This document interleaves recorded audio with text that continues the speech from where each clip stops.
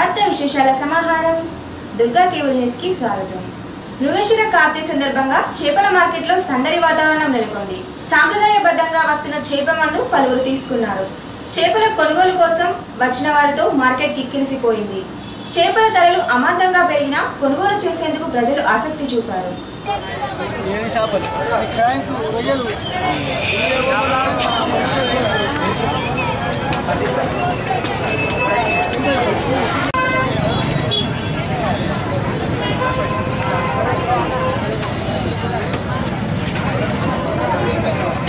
గోధుమలు 10 రూపాయలు ఆరోగ్యానికి మంచిది. దగ్గుకు దమ్ముకు సూపర్ దగ్గుకు దమ్ము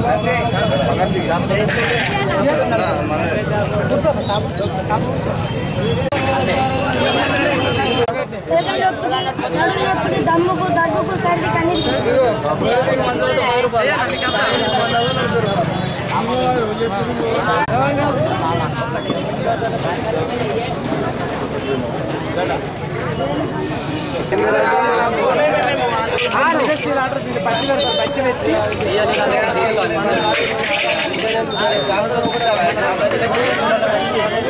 బాబు బాబు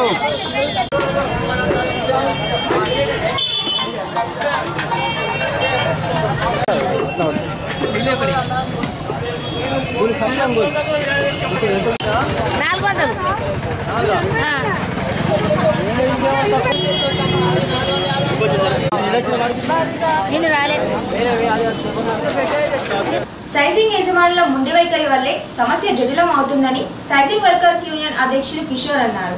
సైజింగ్ కార్మికుల నిరవధిక సమ్మె 4వ రోజుకు చేరుకుంది. అత్యవసర సమావేశంలో వేతనాలు పెంచే వరకు సమ్మెను కొనసాగిస్తామని నాయకులు తెలిపారు. ఈ సమావేశంలో వెంకటేశం, పరశురాములు, యాదగిరి, యూసుఫ్, ప్రసాద్ తదితరులు పాల్గొన్నారు.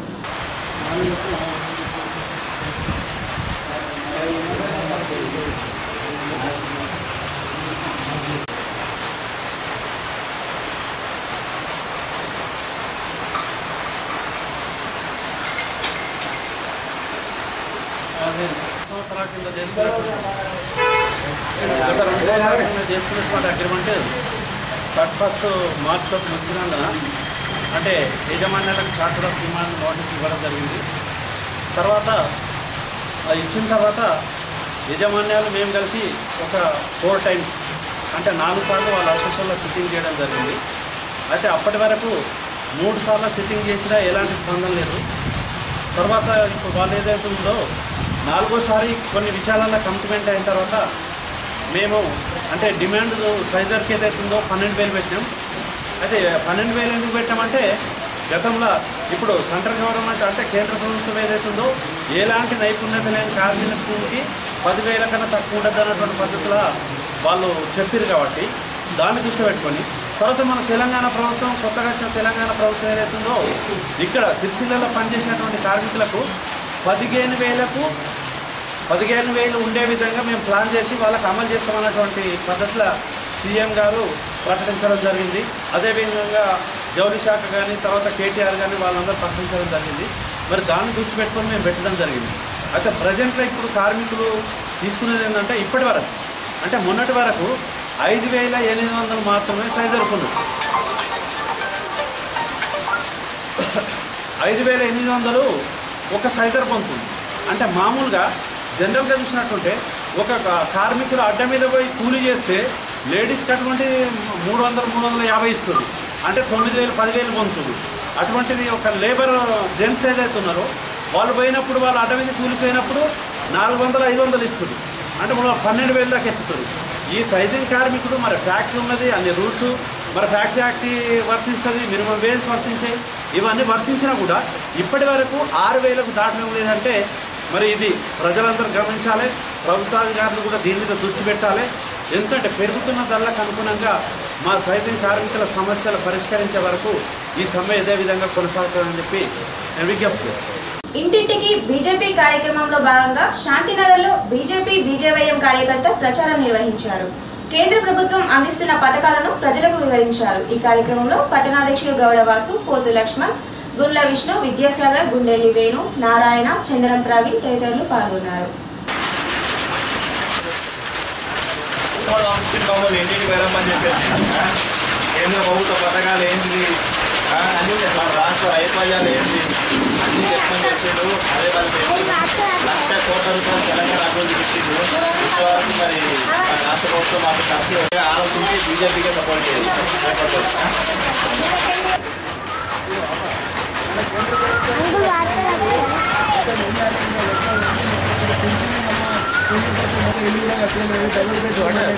ఆ పథకం ఎక్కడ కూడా అమలు కాలే మన రాష్ట్రంలో.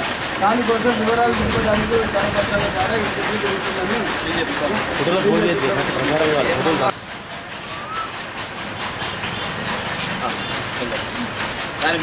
అంటే బీజేపీ మన యొక్క మోడీ సర్కారు గవర్నమెంటు సెంట్రల్ గవర్నమెంట్ నుంచి వచ్చిన నిధుల గురించి ప్రత్యేకించి ఇంటింట తిరిగి ఇవాళ ఈరోజు మా యొక్క 3, 4, 5, 2 వార్డులలో ప్రతి ఇంటింటికి స్టిక్కర్లు అంటేసుకుంటూ కరపత్రాలు ఇచ్చుకుంటూ మన యొక్క గవర్నమెంట్ బీజేపీ సర్కారు ఇచ్చేసినటువంటి అభివృద్ధి పనుల గురించి వివరంగా ఇంటింటికి చెప్పడం కార్యక్రమము నిన్నటి మొదలైంది. ఇంకొక 2-3 రోజుల లోపల పూర్తి కాబోతుంది. అందరికీ మన యొక్క కేంద్రం గురించి రాబోయే రోజులల్లో ఇంకేం జరుగుతుంది, ఇంకేం వస్తున్నాయి, ఇక్కడ ఎంత ఈ టీఆర్ఎస్ ప్రభుత్వము వాళ్ళు చేస్తున్న అన్యాయాల గురించి, వాళ్ళు చేస్తున్నటువంటి వాళ్ళు ఇచ్చిన హామీలు నెరవేర్చని యొక్క ప్రభుత్వం గురించి కూడా మేము నిలదీసుకుంటూ అందరికీ ప్రచారంలో మేము భాగంగా మేము పాల్గొని ఇంటింటికి ప్రచారం చేస్తున్నాం. ఈరోజు 88, 119, 134, 138 బూతులు 2, 3, 4, 5, 6 బూతుల వార్డుల గురించి గడప గడపకు నరేంద్ర మోడీ ప్రవేశపెట్టిన పథకాల గురించి చెప్పడం జరుగుతుంది. మరియు కేసీఆర్ యొక్క వైఫల్యాన్ని ఎండగడుతూ హామీలు బీజేపీ ఇస్తే మేము డబ్బులు అన్నీ ఇవ్వడం లేదని చెప్పి వాళ్ళు చెప్పడం జరుగుతుంది. కాబట్టి మేము ఈ కరపత్రాలు నరేంద్ర మోడీ ప్రవేశపెట్టిన ప్రజలకు తెలియడం జరుగుతుంది. ప్రకృతిలో భాగమైన అనేక జీవరాశులు తమ మనుగడ కోసం తప్పిస్తాయి.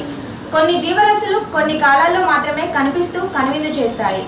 ఆరుద్ర కార్తెలు మాత్రమే కనిపించే ఆరుద్ర పురుగుల దృశ్యాలు మీకోసం.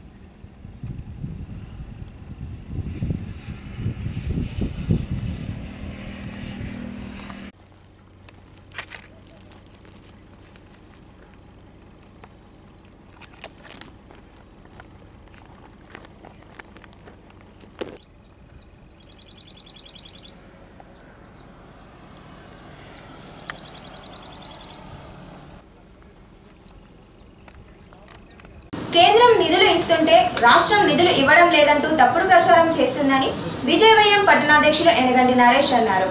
పోస్టాఫీస్ పెద్ద బజార్ వీధిలో బీజేవైఎం నాయకులు ఇంటింటి ప్రచారం నిర్వహించారు. ఈ కార్యక్రమంలో బీజేపీ పట్టణాధ్యక్షులు గౌడవాసు, ఆర్ఏ ఎల్లోజీ, చెప్పదండి అంజన్న, గుండెల్లి వేణు, భాను, కృష్ణ తదితరులు పాల్గొన్నారు. మోడీ గారు పంపించి రాష్ట్ర ప్రభుత్వం ఏమి బదనాం చేస్తుంది, కేంద్ర ప్రభుత్వం ఏమేమి ఇచ్చిందని దీనిలో మొత్తం డీటెయిల్స్ ఉన్నాయి, మీరు చదవండి.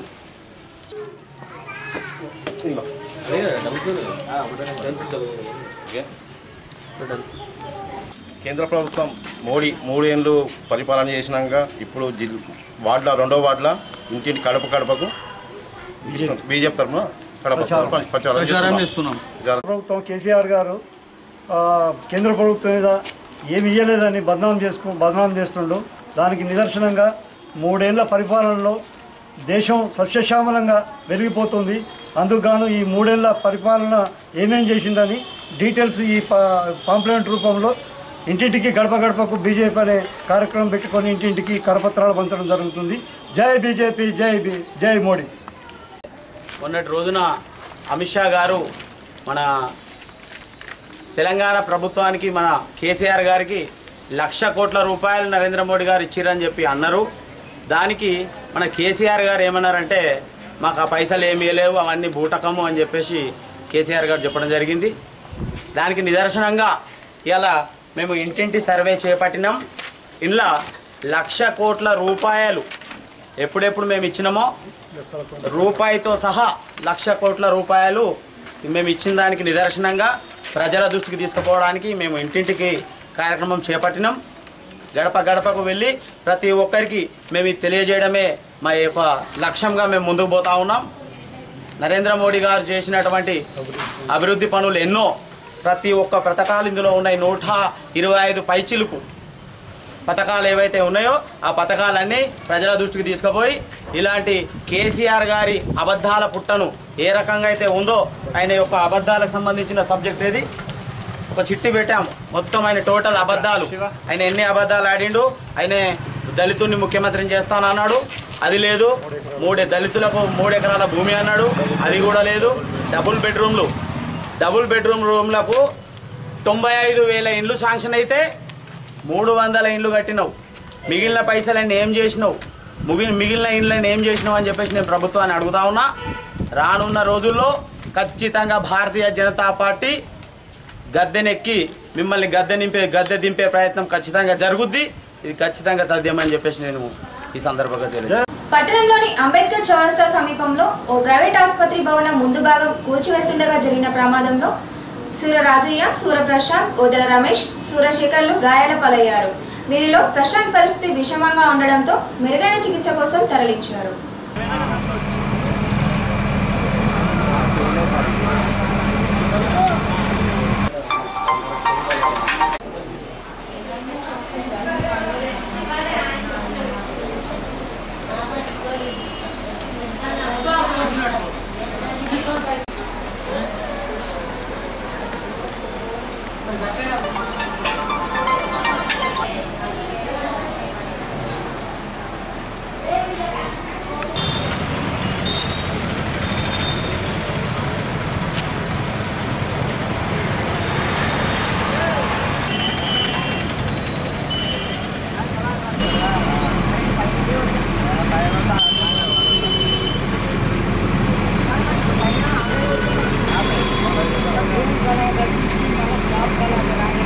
శివరాత్రి కనకయ్య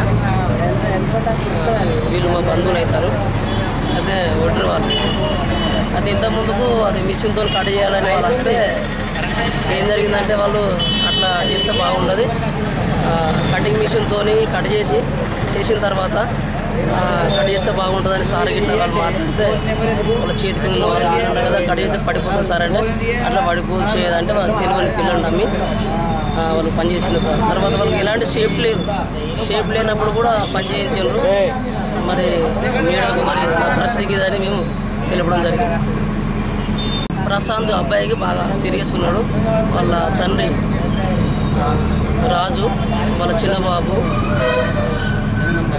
శేఖరు, తర్వాత మా అన్న కొడుకు అన్న పిల్లవాడు పైనడు. ఎందుకంటే మరి వాళ్ళు తెలియని పిల్లలతో పని చేయించారు కాబట్టి మరి వాళ్ళకు న్యాయం చేయాలని మరి వాళ్ళకి నష్టపరిహారం అలాంటివి మరి మీరు చూడాలని నాకు మరి. ముస్లిం సోదరులకు పొదుపు భవన్లో జిల్లా కలెక్టర్ ఇఫ్తార్ విందు ఇచ్చారు. ప్రత్యేక ప్రార్థనల్లో పాల్గొన్నారు. ఈ కార్యక్రమంలో జిల్లా SP Vishwajit, joint collector Yasmin Basha, DRO Shyamaprasad, RDO Panduranga, DPRO Mamidala దర్శదం, మస్జిద్ కమిటీ అధ్యక్షులు సత్తార్, అధికారులు, ముస్లిం సోదరులు పాల్గొన్నారు.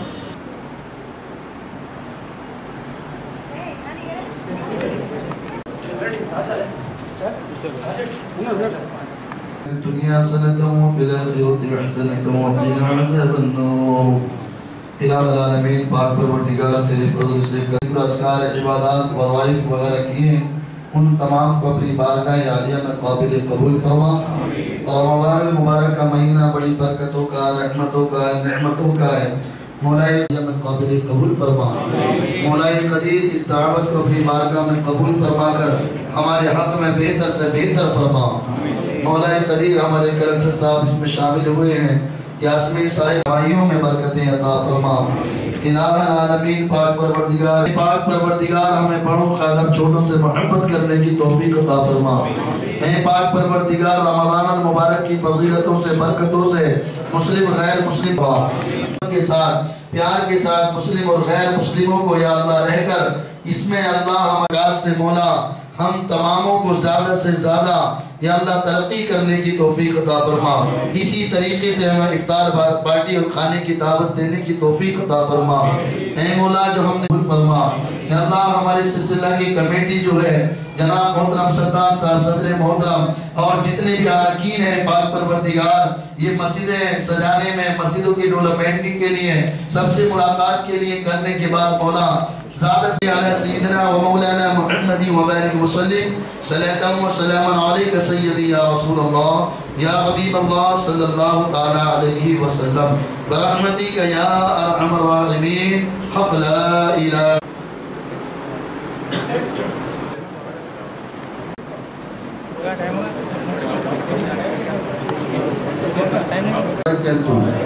وعلى رزقك أفطرت فتقبل مني برحمتك يا أرحم الراحمين حق لا إله إلا الله.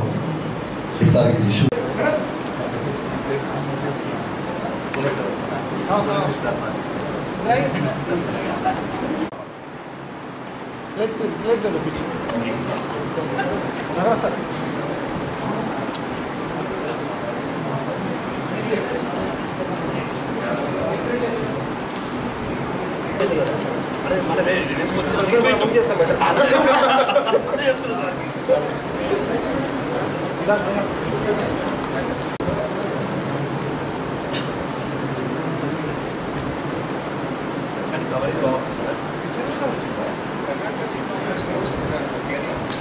ఈ వార్తలు ఇంతటితో సమాప్తం. తిరిగి ప్రసారమయ్యే దుర్గా కేబుల్ న్యూస్ లో మళ్ళీ కలుసుకుందాం. అంతవరకు సెలవు. నమస్కారం.